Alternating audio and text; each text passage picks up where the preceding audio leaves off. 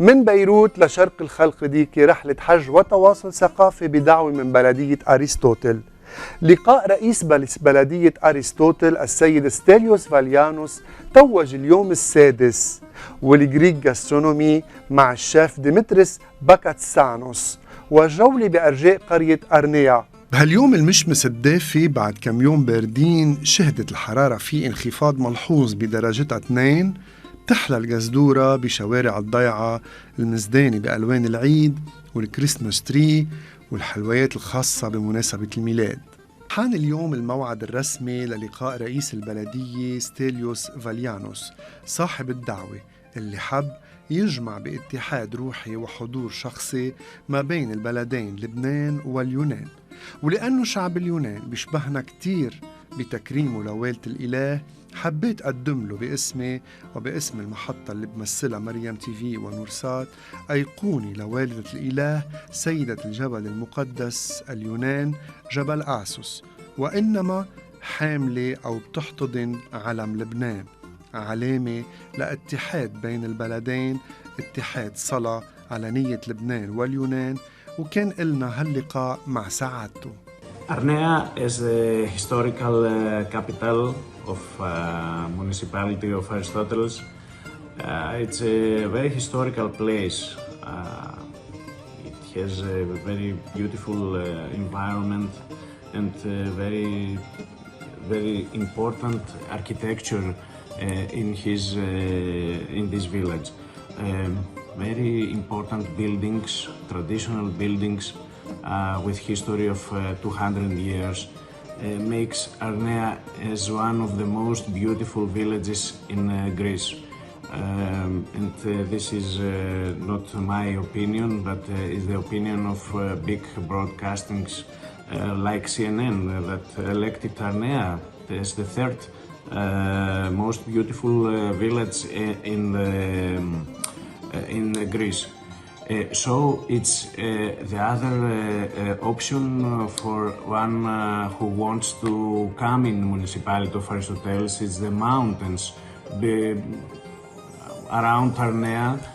So while we have the sea in the other side of municipality, so we have two opportunities for the people who wants to come here and spend their holidays. Santa Barbara is another common στοιχείο. Element is a common element about the two areas. Here in the municipality of Aristoteles, especially in Stratoni, one of the 16 villages, Santa Barbara is very important saint for them and for all of us, and to the Lebanon too. So we have this common element and make this as a very important statue for being together and make things together according to this element, okay? 16 villages are in the same municipality of Aristoteles. That's it. And in the area, some of them are on the beach next to Athos, and the others are in the mountain.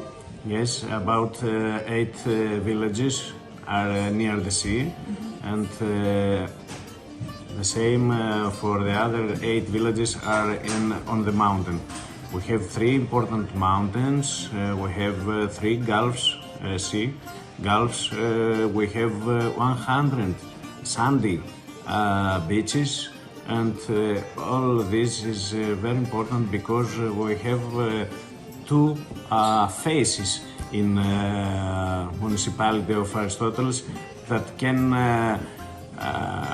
cover the needs of the tourists in the winter and the summer too. بعد اللقاء مع سعادة رئيس البلدية تم دعوتنا لعرض مباشر لأشغال يدوية وحياكة السجاد، وبعد التقديم والترحيب بالوفد اللبناني برئاسة سيادة المطران كيال بدأ العرض مع سيدة محترفة. ولاحظنا كيف بيتم تعليم الجيل الجديد من البنات هالحرفة لتستمر مع الأجيال القادمة. وألقى رئيس البلدية كلمة ترحيبية شاكر فيها وجودنا ومشير لأهمية العلاقة بين الشعبين وبين الكنيسة الأرثوذكسية اليونانية والأنطاكية.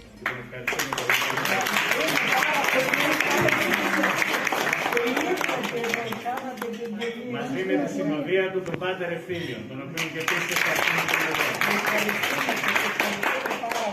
Την αποστολή από το Λίβανο συνεδρεύει ο Τζόρτζ και η Ρούλα, δύο σημαντικοί δημοσιογράφοι του Λιβάνου, οι οποίοι ήδη έχουν φροντίσει με τα βίντεο που έχουν ανεβάσει στις σελίδες των εφημερίδων και των μέσων μαζικής ενημέρωσης, στους οποίους εργάζονται, να κάνουν ήδη γνωστή την περιοχή μας με πάρα πολλές χιλιάδες views, όπως λέμε και στην Αρμενία. أما معلمة الحياكي فأدت أغنية شعبية لطالما كانت تتردد أثناء الحياكي. Την αγαπάει, μα δεν τον θέλει, καβούργα η μάνα της την προξενεύει.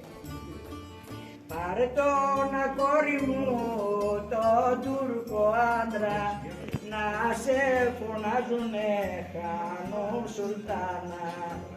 Δεν τον θέλω, δεν τον υπέρνω, ψαράκι γίνομαι στη λίμνη μπαίνω.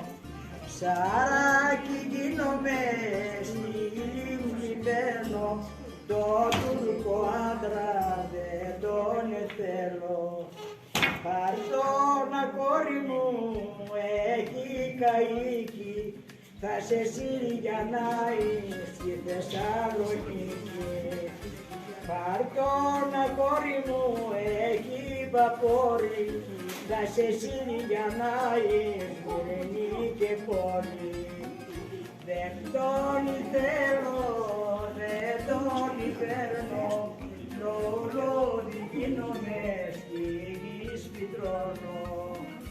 Λουλούδι γίνομαι στη γη σπιτρώνω, κόσμος να με παπεί, τροπών με παίρνω.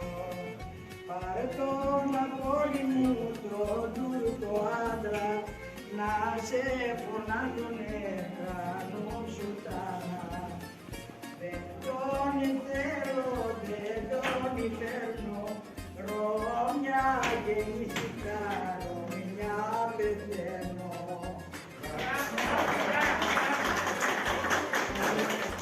جمال الطبيعة وحسن الضيافة والكرة النموذجية والشعب الطيب مش هن وحدهم مصدر متعة هالرحلة، إنما أيضاً التلذذ بالمطبخ اليوناني وبحلوياته وبأنواع الليكار اللي بيتقدم بأول دخولك بزيارة لأي بيت أو دير أو احتفال. وبهاليوم المشمس الدافئ اتمشيت وسط غابة هالضيعة الحلوة لنوصل على مطعم الشيف ديمتريس بكاتسانوس وسط مناظر طبيعية خلابة، لأنه الأرض افترشت بسجاد برتقالي اللون من أوراق الأشجار المتساقطة، ومع إنها ودعت الحياة إلا إنها أعطت حياة للتربة وجمال بيسحر النظر. ولحسن الحظ إنه الشيف بيحكي عدة لغات، وبعد ما تذوقنا السمك من تحت إيده طلبت منه مقابلة ليشرح لنا عن المطبخ اليوناني عامة ومطبخ أرنيا خاصة، والحلويات اللي بعضها شرقي مثل البقلاوة وبعضها محلي، وكان للحقيقة غريب علي. En dessert, c'est-à-dire le dessert en Grèce, si je parle de dessert traditionnel, je ne parle pas des desserts aujourd'hui parce qu'aujourd'hui la cuisine est mondialisée, d'accord, on prend des produits de partout et on fait. Donc la Grèce a une pâtisserie classiquement orientale, donc nous travaillons le baklava, le kadhaïf. On parle donc, ce sont des desserts orientaux, ce ne sont pas des desserts qui sont d'origine grecque, c'est orientaux, donc on ne sait pas d'où ça a commencé, ou peut-être que quelqu'un sait, d'accord, mais c'est-à-dire la tradition était ça. Et nous travaillons également beaucoup de semoule. Nous travaillons beaucoup de semoule, donc on dit le khalva ici, d'accord. Donc ça c'est un fruit qui est traditionnel. Et nous travaillons également aussi beaucoup les fruits les fruits confits. Les fruits confits sont aussi dans le dessert. Donc aujourd'hui, je vous explique un peu la tradition de nos desserts qui sont complètement orientaux. Donc on n'a pas de spécialisation sur le dessert. Donc je vous explique un peu comment est la cuisine, comment est basée la cuisine grecque. La cuisine grecque aujourd'hui, donc, c'est avec la culture qui est un pays très, très chrétien et très orthodoxe. Donc la nourriture et la cuisine grecque est basée donc, sur un menu qui est essentiellement un menu qui est basé donc, sur la croyance du grec. Donc c'est un menu un peu, je dirais, christianique. Donc, qu'est-ce que c'est? C'est-à-dire que le grec ne mange pas beaucoup, le menu grec en réalité n'a pas beaucoup de viande dans son menu, a peu de viande. D'accord? Donc, traditionnellement, on mange du cochon à Noël, d'accord? Et à Pâques, on a l'agneau. C'est une cuisine qui est basée, donc il ne faut pas oublier que nous faisons le carême pendant plusieurs jours, c'est-à-dire on a 40 jours à Noël, 50 jours avant Pâques, 15 jours pour la Sainte Marie, le 15 août, et nous avons encore 15 jours pour les apostoles au mois de juin. Donc, si on prend avec un mercredi et un vendredi, beaucoup de jours de l'année sont pris donc par un carême, donc qui est sans viande, sans lait. Nutritionnellement, ces dernières années, c'est devenu très répandu parce que, non seulement par la croyance, mais par la qualité du menu, la cuisine grecque devient de petit à petit une cuisine très à la hausse dans les tendances d'une bonne cuisine pour la santé, parce qu'aujourd'hui, c'est très important. Donc c'est une cuisine qui est basée sur les végétaux, c'est-à-dire sur les haricots, sur les pois chiches, comme vous avez aussi chez vous le hummus et tout ça. Donc, nous n'avons pas un hummus, mais nous cuisinions beaucoup donc de légumes secs, comme on dit, c'est-à-dire tout ce qui est haricots, etc. Beaucoup de légumes dans notre cuisine, du poisson également, et d'accord, bon, de la viande aussi, évidemment. C'est une cuisine très saine, c'est une cuisine populaire, donc c'est pas une cuisine bourgeoise, donc elle n'a jamais été créée pour ôter des rois et des princesses comme la cuisine française. Donc c'est une cuisine qui est très populaire et très simple, donc c'est une cuisine très facile. Elle est basée, la cuisine grecque, sur ses matières premières, c'est-à-dire que Dieu nous a donné une terre qui sort des produits de première qualité, que ce soit en huile d'olive, que ce soit du vin, que ce soit des légumes, des tomates. Donc la Grèce est un pays qui est très chanceux pour la qualité de sa matière première. Donc c'est-à-dire que quand on a une très bonne matière première, nous n'avons pas besoin de cuisiner beaucoup. Donc c'est une cuisine très simple qui est basée sur les matières premières. Donc il y a des plats populaires qui sont, par exemple, en hiver on fait un stifado qui est basé à des petits oignons qu'on appelle les petits oignons de Mulhouse et vin blanc, avec un gibier en viande. En poisson, comme je vous ai fait aujourd'hui, donc nous avons un poisson qui est une recette monastique. Donc c'est un poisson qui est fait à base, un poisson frais, donc c'est des poissons rocheux, donc c'est des poissons, grands poissons qui sont près des roches, que nous cuisinions donc avec beaucoup de jus d'oignon, de l'huile d'olive extra vierge avec du citron. Donc tout est fait très simple. Nous avons un poisson, donc j'ai donné ça. Évidemment en Grèce on mange beaucoup de poissons grillés avec un peu d'huile d'olive et du citron, donc c'est quelque chose de très répandu. Bon, nous avons le moussaka qui est quelque chose qui est très connu, très traditionnel. Nous avons beaucoup de cuisine qui est basée aussi sur les haricots, Hein, nous avons les haricots en différentes façons, que ce soit en soupe, des lentilles également, que ce soit en soupe ou en salade. Le pois chiche également en salade et en plat mijoté avec du citron et de l'huile d'olive. Nous avons aussi beaucoup les viandes hachées, que vous appelez vous les kefta, nous appelons les keftedes. Donc, est une même base.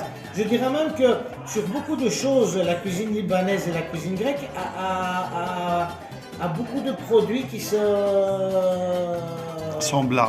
très semblables. Parce qu'on travaille souvent les mêmes produits, d'accord? Donc c'est une cuisine qui est un peu similaire, elle n'est pas trop différenciée. Ce qui différencie, c'est la géologie, donc l'endroit où se trouve la Grèce et le Liban, peut-être un climat qui est peut-être aussi différent. Nous n'avons toujours pas le même. Donc nous produisons d'autres produits évidemment, notre mer est différente, donc on a un poisson, une variété de poissons différentes. Je dirais, bon, le Liban n'est pas à 100% non plus chrétien, donc la moitié de la population ne mange pas de porc, et beaucoup plus. Nous sommes à 100% des chrétiens, donc nous avons une production de porc, et donc on a une cuisine aussi qui est basée en viande sur le porc, que ce soit en saucisse, etc. ما بقدر انهي هاليوم قبل ما شبع عيني من بيوت هالضيعة الرائعة. في بيت حبيت فرجيكن عليه وانكتب على لوحة معلقة على جدرانه انه بيعود لشاعر القرية اللي ألقى شعر أمام العسكر اليوناني بعد الاستقلال عن العثمانيين اللي احتلوا المنطقة لفترة طويلة.